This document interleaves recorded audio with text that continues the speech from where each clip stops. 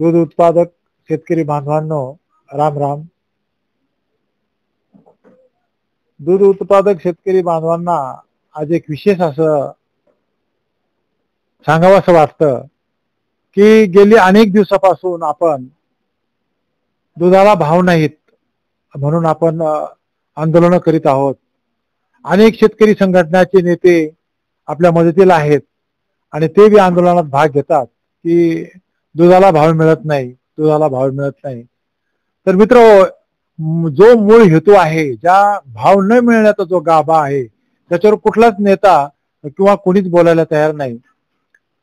आपण जर एकंदरीत रेकॉर्ड पाहिलं तर आपण पेपर वाचतोय, पेपरमध्ये आपल्याला असं वाचायला मिळतंय की जे अधिकृत माणसं आहेत, उदाहरणार्थ डॉक्टर विखे पाटलांनी सुद्धा मान्य केलं की 25% ह्या दुधामध्ये भेसळ आहे म्हणून. WHO असा निष्कर्ष आहे की ते म्हणतात 60% दुधामध्ये भेसळ आहे.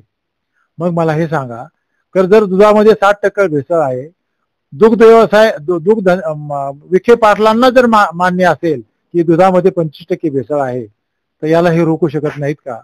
यांच्याकडे पोलीस यंत्रणा नाही का? अन्न आणि भेसळ कायद्यावर कारवाई करणारे अधिकारी यांच्यावर नाहीत का? सर्व काही आहे. मग हे का थांबत नाही?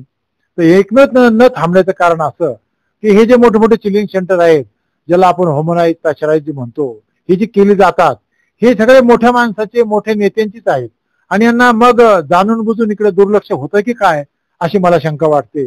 कारण आज खुराकाचे भाव पाहिले, दुधाचे भाव पाहिले, याची जर तुलना केली तर आज 50 रुपयाच्या आतमध्ये दूध परवडत नाही.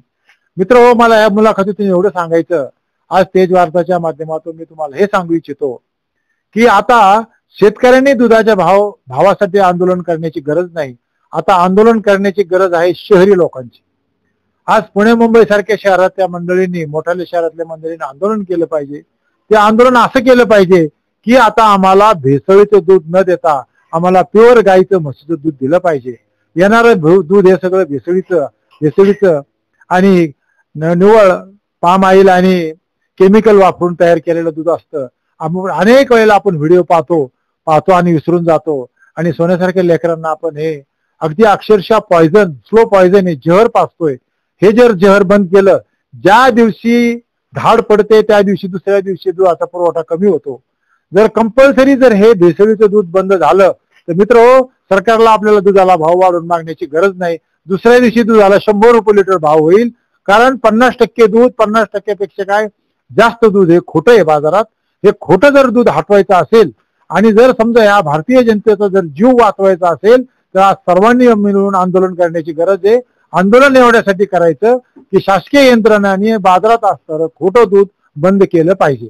अशा प्रकारचा एक तुम्हाला मी आगळा वेगळा संदेश देऊ इच्छित होतो, तो मी आपल्याला दिलाय. तेव्हा शहरी लोकांनी आता यात भाग घेतला पाहिजे आणि शहरी लोकांनी भेसळयुक्त दुधावर कसा प्रतिबंध करता येईल, याला कसं पकडता येईल, हे शासनाला आपल्या वतीने सांगण्याचा प्रयत्न केला पाहिजे.